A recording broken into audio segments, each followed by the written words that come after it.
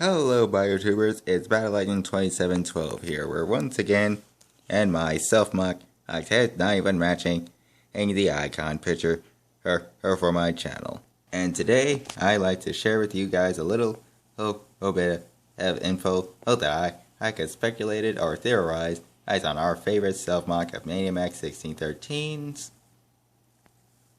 Zaries. So for today's video, I'm going to explain and on my opinion and how Zaries got from point A from his beginnings to point B, to being a Vestal.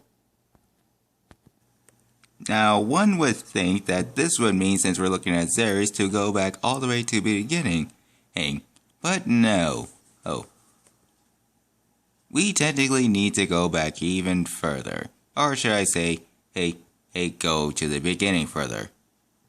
In the very last episode, in the season finale of Hearts of Vengeance, he finally learned that Agent Remorse himself is actually Zaries' father.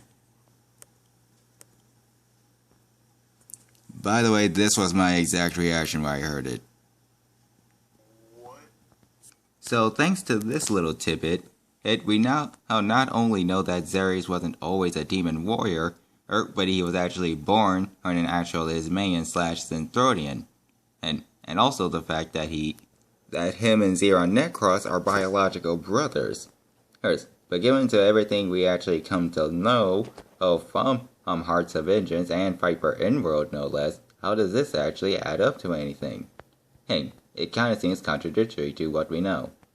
But not really.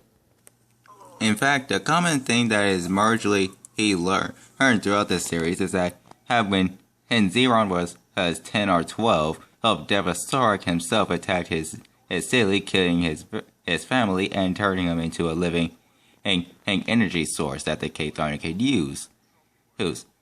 Now let's say, at this time when Devastarik thought of a plan to use a living being as a power source, or to open portals for the K-Throne, the Phantom K-Throne, at this moment needed a new form of taking back the K-Throne and defeating them, which was similar to what a normal K-Throne would do. Take an already natural life form and enhancing them with normal abilities in order to suit their needs, but at the same time, I'm giving the user her inexplainable powers. One of the things that always seemed to bother me but interest me is that how similar Zaries seem to be to the actual K-Throne. They both require living or some type of inanimate object who use as an actual body. And as we know compared to Zaries and Arrows, they both can summon arrows out of nowhere, and at the same time, they could coexist with whoever they're inhabiting, despite how different they are. Let's just say that the Phantom K-Throne at the time wanted to recreate their own type of K-Throne, in order to combat the coexistent K-Throne. As we kind of know, Zaries is able to fight some of the K-Throne, Arrows being a bar example. However, we don't know how powerful Arrows is exactly compared to everybody. However, it is easy to assume that using Zaries and Zeron, turning Zaries himself into an energy-based being such as the K-Throne, and using Zeron as the body or host, they were able to create their K-Throne. However, it should have been better considering that they were brothers. Although that's far from the case, seeing if you've seen the season finale, and pretty much almost every other episode where Zaries and Zeron, but that's besides the point. Then, when that seemed to not have worked, they went with a different route. Either somehow or some way Zaries got inhabited his body, he probably was powerful enough at this point. In which case the Phantom K-Throne decided to use their combined strength and combine it with his into using him as a host body, enabling him and turning him into Ultimate Zaries. He's which I still call him just the Phantom K-Thrani, mostly because how often on screen time they refer to themselves as the Phantom K-Thrani and not actually have any Zaries' actual personality traits. But let's start having a little fun here. How exactly did Zaries become a Vestal? Oh, a all-powerful being incapable of such things as I can't even comprehend. Well, he said specifically that it was something that Zarek did in this original timeline, and without Cyborg or Zaries or Bekon's interference. Well, I have come up with one of two things. Either one, it has something to do with Zarek and Lilith, or Zarek straight up talked something out between the Phantom K-Thrani and Zaries.